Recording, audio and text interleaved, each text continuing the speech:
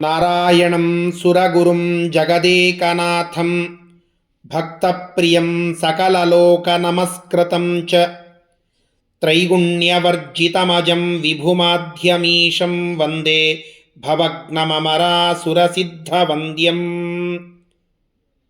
ವ್ಯಾಸಂ ವಸಿಷ್ಠನಪ್ತಾರಂ ಶಕ್ತೇಃ ಪೌತ್ರಂ ಅಕಲ್ಮಷಂ ಪರಾಶರಾತ್ಮಜಂ ವಂದೇ ಶುಕತಾತಂ ತಪೋನಿಧಿಂ.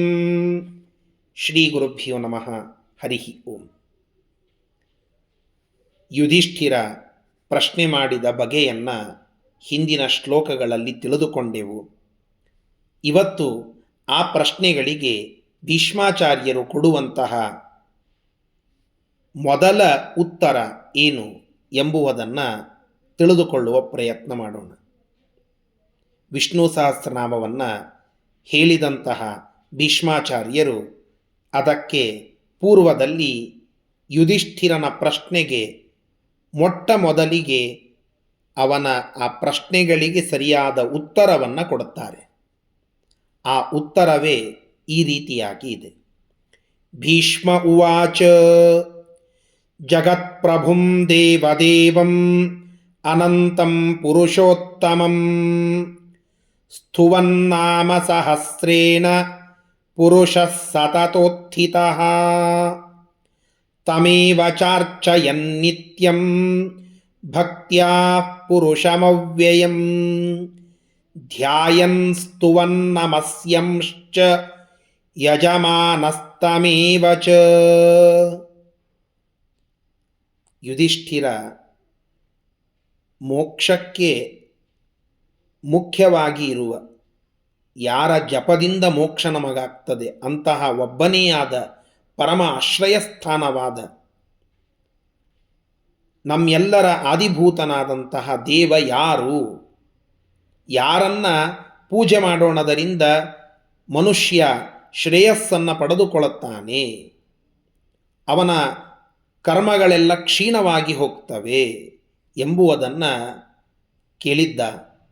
ಅದಕ್ಕೆ ಶರಶಯ್ಯ ಮೇಲೆ ಮಲಗಿರುವ ಭೀಷ್ಮಾಚಾರ್ಯರು ಉತ್ತರವನ್ನು ಕೊಡುತ್ತಾ ಹೇಳಿದ್ದು, ಜಗತ್ಪ್ರಭುಂ ದೇವದೇವಂ ಅನಂತಂ ಪುರುಷೋತ್ತಮಂ ಸ್ತುವನ್ ನಾಮ ಸಹಸ್ರೇಣ ಸ್ತುವನ್. ಜಗತ್ಪ್ರಭುಂ, ಈ ಜಗತ್ತಿನ ಸ್ವಾಮಿಯಾದಂತಹ ಸರ್ವಸಮರ್ಥನಾದ, ದೇವದೇವಂ, ಎಲ್ಲ ಬ್ರಹ್ಮ ಮೊದಲಾದ ದೇವತೆಗಳ ಸ್ವಾಮಿಯಾದ, ಅವರಿಗೂ ದೇವನಾದ, ಅನಂತಂ, ದೇಶತಃ ಕಾಲತಃ ಗುಣತಃ ಎಲ್ಲ ಕಡೆಗೆ ಇರುವಂತಹ, ಅಂತ ಇಲ್ಲದೆ ಇರುವ, ದೇಶ ಕಾಲ ವಸ್ತುಗಳಲ್ಲಿಯೂ ಸೀಮಿತವಾಗಿಲ್ಲದಂತಹ ಆ ಭಗವಂತ. ಪುರುಷೋತ್ತಮಂ, ಕ್ಷರರಾದ ಬ್ರಹ್ಮಾದಿ ದೇವತೆಗಳಿಗಿಂತ, ಅಕ್ಷರ ಲಕ್ಷ್ಮೀದೇವಿ ಅವಳಿಗಿಂತ ಉತ್ತಮನಾದ, ಕ್ಷರ ಮತ್ತು ಅಕ್ಷರರಿಗಿಂತ ಉತ್ತಮನಾದ, ಪುರುಷೋತ್ತಮನಾದ ಆ ಭಗವಂತನನ್ನು, ಆ ವಿಷ್ಣುವನ್ನು ಸ್ತುವನ್ ನಾಮ ಸಹಸ್ರೇಣ,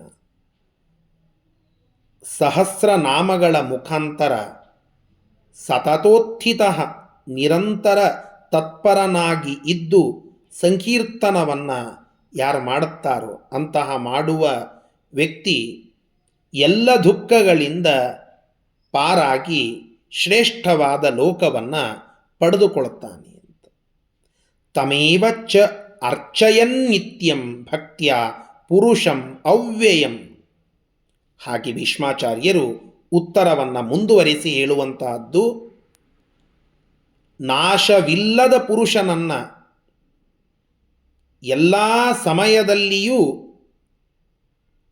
ಎಲ್ಲ ಕಾಲದಲ್ಲಿಯೂ ಆ ಅವ್ಯಯನಾದ ಪುರುಷನನ್ನು ಭಕ್ತಿಯಿಂದ ಪೂಜೆ ಮಾಡೋಣದರಿಂದ, ಧ್ಯಾಯನ್, ಅವನ ಧ್ಯಾನವನ್ನು ತಲ್ಲೀನರಾಗಿ ತದೇಕ ಸಕ್ತರಾಗಿ ತತ್ಪರರಾಗಿ ಮಾಡೋಣದರಿಂದ,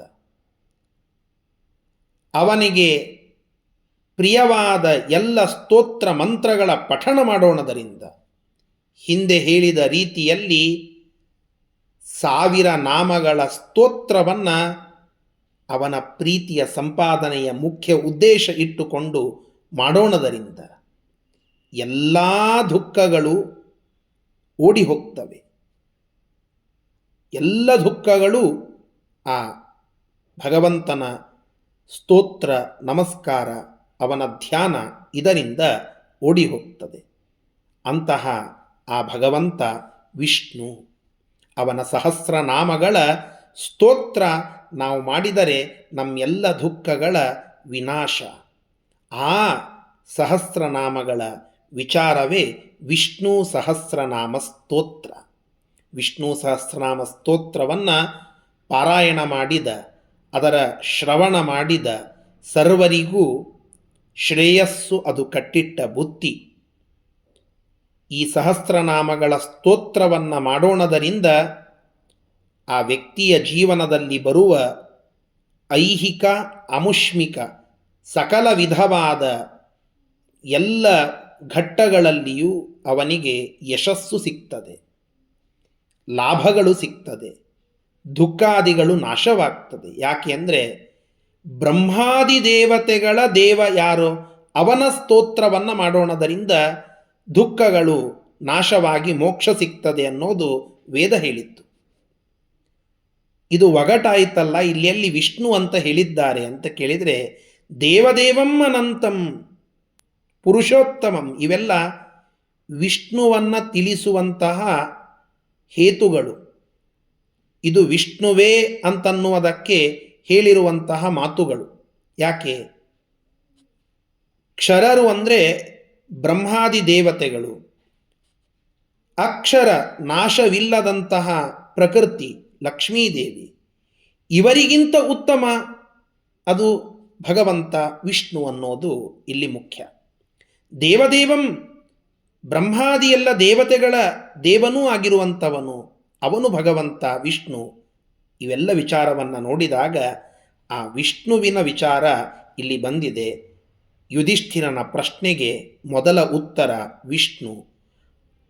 ಆ ವಿಷ್ಣುವನ್ನು ಹೇಗೆ ಜಪ ಮಾಡಬೇಕು ಅನ್ನೋದಕ್ಕೆ ಒಂದು ವಿಶಿಷ್ಟ ಪದ್ಧತಿಯನ್ನು ಭೀಷ್ಮಾಚಾರ್ಯರು ಇಲ್ಲಿ ಉಪಸ್ಥಾಪನ ಮಾಡುತ್ತಾ ಇದ್ದಾರೆ.